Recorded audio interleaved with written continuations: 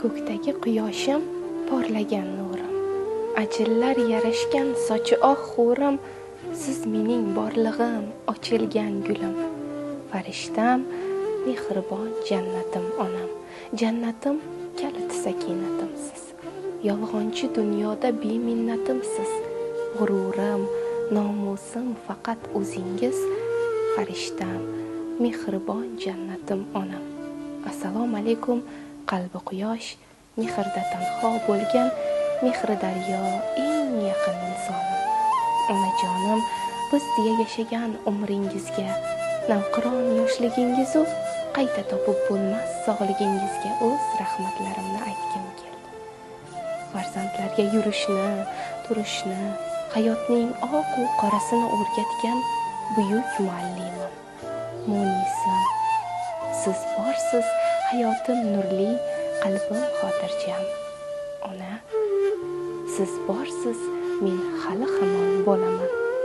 Bu beshafqat yillardan o'tinib so'rayman. Sochingizga oq tolalaru yuzingizga ajinlarni tushirmasin.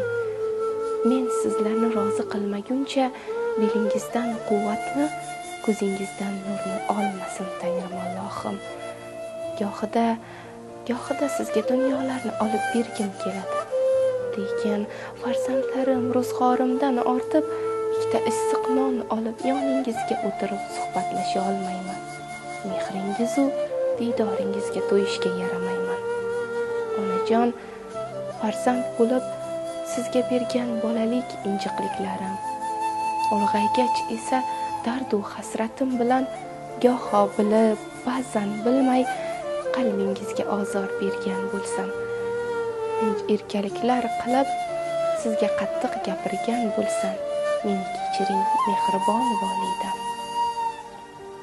Bizga bergan mehringiz, hayotda kuchli, sabrli bo'lishni o'rgatganingiz uchun sizdan cheksiz minnatdorman.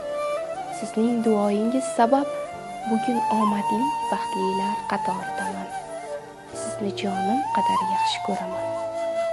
Borligingiz uchun rahmat.